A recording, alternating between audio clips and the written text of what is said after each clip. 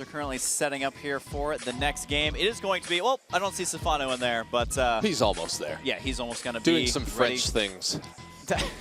Stephano's very good at being French. I just have to say he's a good representation of them. But thank you so much for tuning in. If you are just tuning in this stream, you missed an epic series. Definitely check out those VODs. I know it was the first match. Man. It was the first match of the tournament on this stream, but it was so outstandingly awesome. Game number 2. It's almost like I wrote a song for that game. It was so awesome. And I think we actually have some stats for these players because Stephano just did get in his booth. Let's go ahead and take a look here for our first player, viOLet. Yeah, actually taking a look at viOLet, he's got a pretty solid amount of achievements there, as we can see. Most recently, getting first place at MLG Spring Arena. Number 2, I also was able to see him get first place there at the IEM Sao Paulo event. Unfortunately, I was on a plane when the finals was actually happening, but I was chugging through on terrible Wi-Fi. Perfect. And man, he can play so sick. Yeah, and also IEMs, man, if you win some of those, they have a lot of money that they give out. And of course, there's a lot of money at this event as well, especially for a 16-player tournament. And you can see his win rate over there.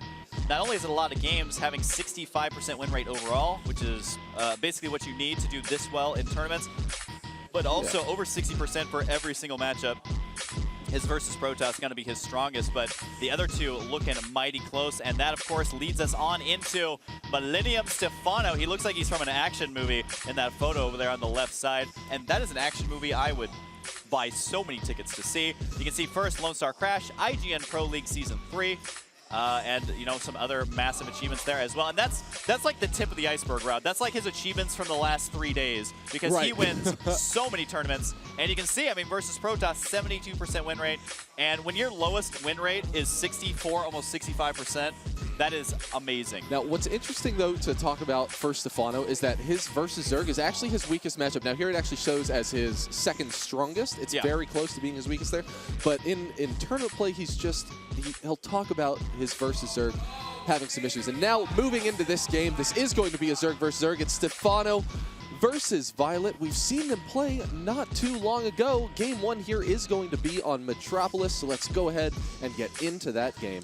Yeah, absolutely, and you can see, well, you'll be able to see here in just a moment, but they are wishing each other well in this series, and they are going to be spawning close by air, and I would assume close by ground as well, which does mean the Overlords are going to cross paths here right away, and you can see them, man. That's actually a pretty sick shot, as you can see both of them and now inside we're jumping into the game through their computer. Well, I'm all like looking at these pipes because I'm mesmerized by how awesome the players are. But I mean, in talking to and interviewing these players in the kind of the pre-game show, also right before the game started, and just talking to them in general, I mean, they're feeling pretty good. Stephano especially. One thing I love about Stephano, and I think a lot of people hate him for this, is that he kind of doesn't care about StarCraft all that much in comparison to players who are doing this because it's their dream. It's crazy about Stephano is he has said, like, I'm going to quit playing StarCraft at some point. And I honestly think that on stage, in stage settings, like, he's just chill. He's got an ice-cold heart. He is just ready to start owning noobs. It does look like Stephano, though, is going to go ahead and pause really quickly. And we'll see exactly what that is about there. I'm trying to peek over there, see exactly what he's doing. I can't tell, man. He has, like, no emotion. He's just ready to go.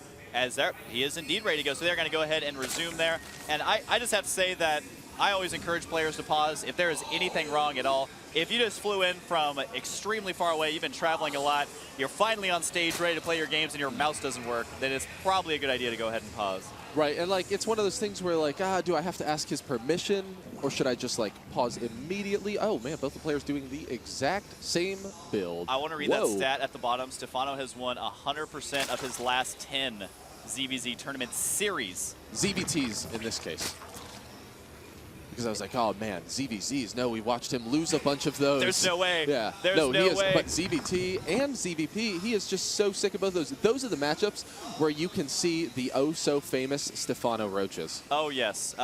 His early max and also just using roaches in all the matchups. I mean, that's something that is going to work out. I have talked to some players, and they say, you know, versus Stephano, you know, his roach play may not be as strong towards the end of the game. That's just what they've told me. They would know a lot better than I do, as we do see both players going to be expanding here. And, you know, the timing of the spawning pools are almost identical. We have 46 to 36 here on those spawning pools. So really, Well, I mean, we might be seeing a macro Zerg versus Zerg, and that has me really excited. Right, which is also something that we covered just a little bit in that panel last night. Oh, how ZVZ has kind of taken leaps and bounds towards being this kind of sick macro matchup. Yeah, that's something that the players were agreeing with as well. And even though the players were the ones saying it, they were saying, like, look, these queens are so good now, I'm going to continue making more of them in the early game. Although I do recall Stephano, when we asked him, like, you're one of the only players who doesn't make a ton of queens. Why is that? He was like, because it's stupid. Like, that's just his opinion on it. And I'm curious to see. I mean, in ZVZ, it's kind of hard to get away with more queens than usual. But I would expect Stephano just to stick on the basic amount of queens that you would need. Yeah, I mean, although maybe he's going to be willing to mix it up because we've seen that his ZVZ has suffered a little bit. So I imagine that he's fully aware that he needs to do something differently if he's going to pull ahead. Now, viOLet doing something differently right now. He's already started his Baneling Nest down there at his main, just continuing to macro up as well. And now Stephano, meanwhile, doing what he does best. Now, whoa. Also adding a Baneling Nest of his own. Yeah, there it goes down, just a little bit delayed. Kind of an interesting positioning here for viOLet on the Baneling Nest. You would expect to see it somewhere like this because, you know, a Zergling counterattack, they're booking it on in here and they're like, oh, Baneling Nest, let's go ahead and kill this right away. I honestly don't know what that is. Maybe it was a transferring drone or something. I'm always curious when it comes to building placement because back in Brood War, we used to call it SimCity, where it's, you know, how you place your buildings, and there's almost always a reason to why you place them there. viOLet being a little bit more risky, I would say. As Stephano here, he puts it behind the mineral line, which is very difficult to get a complete surround on with Zerglings. Which is smart. You want to reduce as much of that surface area as possible. And now we've got Stephano just about to finish up his Baneling Nest. Now, having that Baneling Nest just a little further behind his opponent doesn't really mean anything negative, right? In this case, it actually just means that, oh, he's going to have defensive Banelings. Right.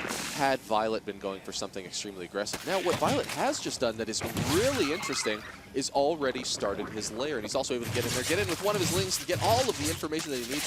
He sees that Stephano hasn't quite gone for a lair of his own yet, but he does see the second gas being added on. Now, we didn't see viOLet get any information over on the east side of Stephano's natural out there, so he doesn't know that he's going to have a total of 3 gases.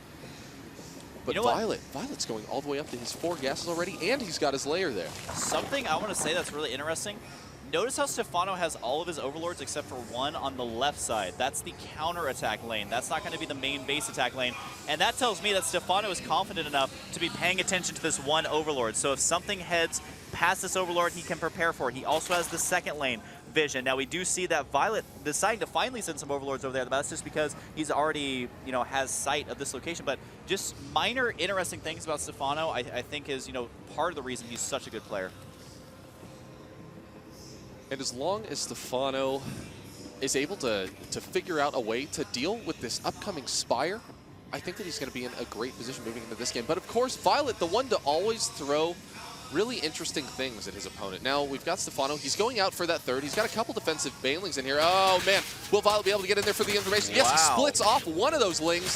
He finds out that the third is over there, and this is actually such good news for viOLet. Not only is Stephano not really preparing for Mutalisk in any way, but he also doesn't build a lot of queens anyway, so he's not going to have a lot over there. Oh, wow, and viOLet's able to run through with a bunch of lings and force Stephano into canceling that expansion. He's also able this Baneling should be huge if he can land it, and could have got a decent one there. Did not manually explode. A little bit of a Baneling trade. Yeah, I think overall. You actually don't see that happen there, like one Baneling trading for one Baneling. Yep, and that's, you know, not going to be benefiting either player, but Stephano losing that expansion is not going to be feeling good about that. He has started up his own lair tech. Now, I don't know the exact timing of this, but I think the Mutalists are going to get here before Infestors could possibly pop. That's exactly why Stephano is going to be going ahead and throwing down Spore Crawlers. Good on him for throwing down the Evo Chamber, double Evo Chamber actually for those upgrades. But you can see Stephano's dumping that gas into tech and upgrades while his opponent is dumping them into army with those Mutalisks. All right, so Stephano, like we've said about a bajillion times, doesn't build that many queens. Right. Which means that not only is he not going to have anything that can really attack those Mutalisks, he's also not going to have the much-needed energy to keep those Spore Crawlers alive. That's 8 Mutalisks getting out on the field. Now we also have viOLet struggling to defend this third out here. Oh, he lands one of those Banelings, but does not connect with enough of those units, and now he's going to be forced to bring a lot more Zerglings down to try to stop this base. But of course, Stephano is staying very active with all of his Lings, now moving down to finish off that third over there. Now we've got viOLet moving up with 8 of his Mutalisks. And they are completely undefended. That Queen's going to get sniped immediately. The Mutas will take a little bit of initial damage here, maybe even sniping one. Yes, he does. That's really good here.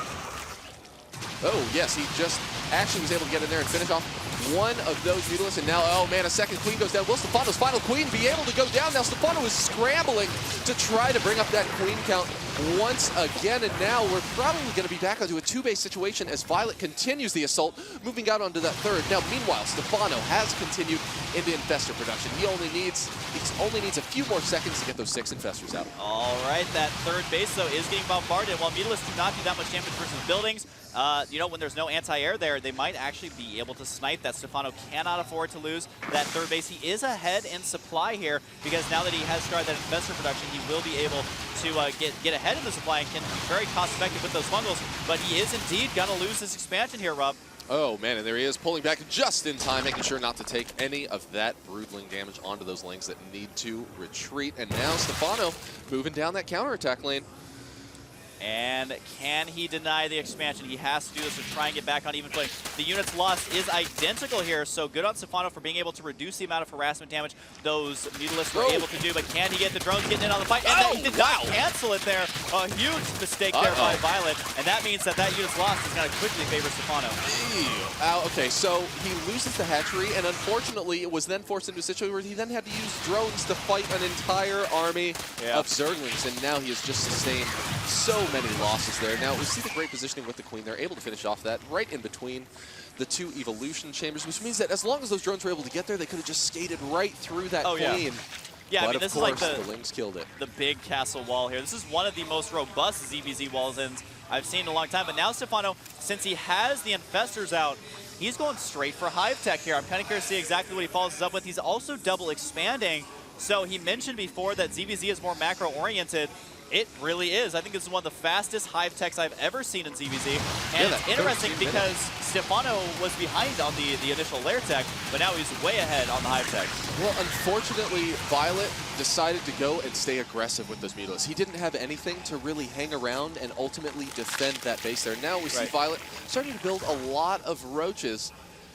And really, I mean, that could potentially put him in a decent situation given the next engagement, but if Stephano is able to get up into that Hive, and maybe he's going to actually use, I mean, he's going to use Ultralisks? Maybe. I have seen Brood Lords heavy melee upgrades. That is true. He does have doesn't have a Spire. Yeah, everything you're saying is so true. I guess that really is his only option at this point. He has made a lot of Infestors. Or it's just for 3-3 and like joke's on us. That would be hilarious. There comes the Ultralisk then. And there we go. The Zergling counterattack down here, just the rundown. He's going to force the cancel here. viOLet is going to have to cancel this. You got to remember, roaches move so slowly that these Zerglings can still escape here, mostly with their lives, and no Banelings there to prevent that from happening. Stephano is like a massive sniper right now, denying that third base. And if he gets up his third and fourth, that's going to be almost unstoppable. And on top of that, Rob, we mentioned the Ultralisk Cavern, but also, I would say almost more importantly, is the Adrenal Glands. Right, and that's like getting that Hive just unlocks so many crucial upgrades. Not only is it going to be able to change his unit composition just a little bit, but it's also going to let him get those so crucial upgrades that his opponent isn't going to have as long as he's not on Hive of his own. The Infestor hit squad is now moving out. There is an Overseer here, so if these, there's double Overseers, surprisingly enough. So if these Infestors move under that Overseer, they will immediately be taken out by Zerglings, I do believe. And so far, Stephano, man, having Gosu Senses is not going to go past the first one. May go past the second one here, but you got to remember the supplies, nearly identical upgrades are so good for Stephano here, though. And also, he has a lot of Lings, which is one of those things where it can go either way. Banelings can completely own them, or you can surround the roaches and be very cost-effective. It does look like the Infestors now got to be coming down here, and they do get taken out, but not before throwing out their Infested Terrans, which will do at least some free damage, although not totally free, because the Infestors did get taken out here, but at least able to use that energy, the Spore Crawler, the slowest march over. This is like the Oregon Trail up here to the top center right there. But Stephano losing 3 Infestors, while it doesn't feel good, is not that bad at this stage of the game. Yeah, it actually, I mean, like, Stephano's actually doing fine right now. He does have that fourth base just about established. He's gone for a fifth of his own as a matter of fact. So Stephano showing that he doesn't afraid of anything. Yeah, especially expanding here, Rob. But he's going to need that additional gas. He's going to need the additional minerals. And it's going to be straight up for the Ultralisk. He's going for chitinous plating, but on the back of this, viOLet is going for a Nydus Swarm. I believe it may have just finished, or did he actually cancel? There it is right there. Yeah. Nydus Swarm is done, which means are we going to be seeing the Nydus network inside the main base? Right, and actually we can see that over, so you're starting to set up, get a little bit of vision over there. This is one of those evolutions of the ZVZ play that we've seen. We've seen that those Nydus Swarms are starting to be used, and now the Nydus Swarm is actually being created up in Stephano's main, and his army is just so far out of position. I don't know that if that finishes, if he's even going to be able to get back to defend it in time. He's just so far out on the map already. And there we have viOLet. Now he's starting to move around the side of the map. He just needs to have a few units to buy a little bit of time. And now the carnage has begun. Unloading so many of those infestors up into the main. And now just demolishing everything that's in Stephano's base. I would have really loved to see the infestors just a little closer to the front of the ramp so that he could use the fungal to stop the units from being able to move up and defend. But as we can see, it's now put Stephano into a bit of a panic mode as he starts to scramble to see what damage he can deal. Now we do see a counterattack of the Lings down here at both bases. May be able to even the score here. Even if he loses his main base, you have to remember that you can build those tech structures somewhere else before the Hive tech goes down. Stephano did not do that though, so if he loses this Hive, he's going to have to start from ground zero, start from scratch, and it does look like right now he may actually be able to hold this off for now. He's managed to take out one of the expansions. Got to be able to take out the second as well. 31 HP left on the Hive. He just barely gets in there with two of those rushes and is able to finish it off.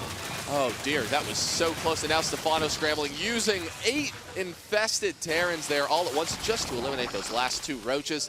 He's been put into a bit of panic, but Stephano has been so successful with his counterattack, taking out both that 3rd and 4th base of viOLet. Oh no, Stephano had these guys in the attack command. I think he meant to have them on the move command. He is going to end up losing these ultras to roaches. That's not something you ever want to see happen if you're in Stephano's positioning here. viOLet did manage to take out a base up here as well, burrowing a roach there to deny rebuilding that. He has a second roach over here as well. And right now, Rob, I feel like we are just blessed with the most epic games ever to start off this tournament, as we see in the ZVZ, Stephano going Mass Ultra, Mass Infestor, his opponent going for Nydus Worm, Mass Roach. His upgrades are sitting at 2-2. Stephano's upgrades, I believe on his Ultras, yes, they are completely upgraded. That gives them 6 armor, which makes them basically invulnerable to Zerglings, and take a lot less damage from Roaches as well. Oh man, and actually over here we can see viOLet staying so active with those infestors. Once again, moving down into that natural, and that is enough infested Terrans to probably kill that hatchery before he can possibly react. Although, instead, he opts to turn and try to fight some of those units, and now we've got a fungal being landed onto those, and so that natural is going to live for just a few more seconds. Yeah, how often do you see fungal growth being used on infested Terrans? Not that often. There's so many infested Terrans that were thrown out there, and now all of a sudden these infestors cannot defend themselves, especially if there is detection here. There it is for Stephano moving on up here. If he can clean these out, this is going to help him a great deal, because at this point in the game, you know, he basically has sacked his main base. He was actually able to get up in Ultralisk Cavern somewhere, so he is continuing to produce those Ultralisks here. But I guess, oh, it didn't die. It's just over here slow and painful death off of creep when you're a building.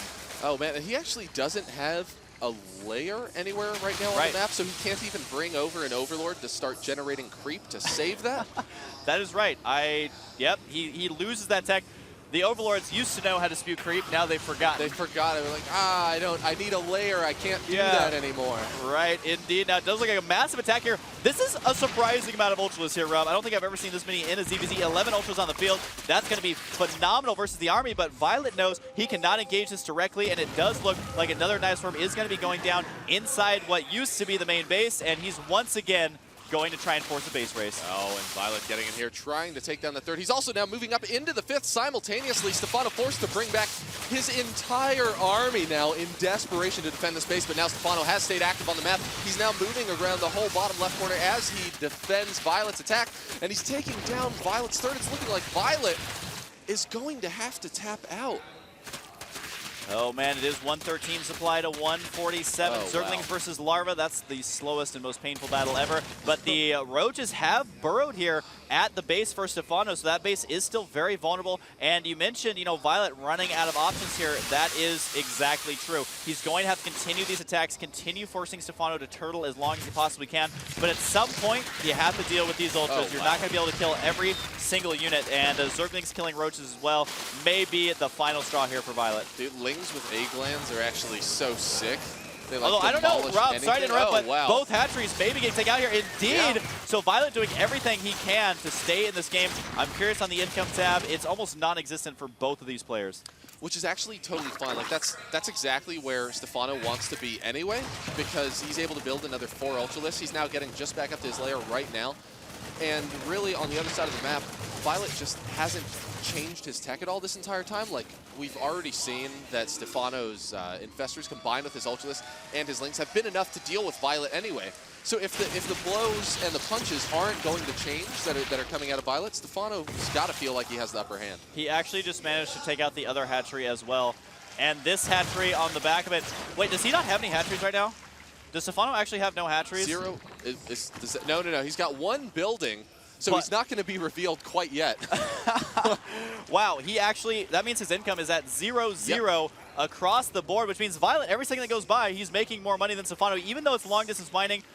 Why do we get such good games, Rob? Rob? That's infinitely better. He has an infinitely stronger economy than Stephano. That is true. Whoever is doing the good game it's dance. Red Bull Battlegrounds, man. That's why. That's right. Whoever's doing the good game dance, just keep dancing because these games are crazy. I think Stephano's going to be able to end the game here. But you got to remember, this SimCity right here is pretty freaking good. The angle is going to be favoring viOLet here. And I think the income is now, yeah, it's 120-0 at this point in the game.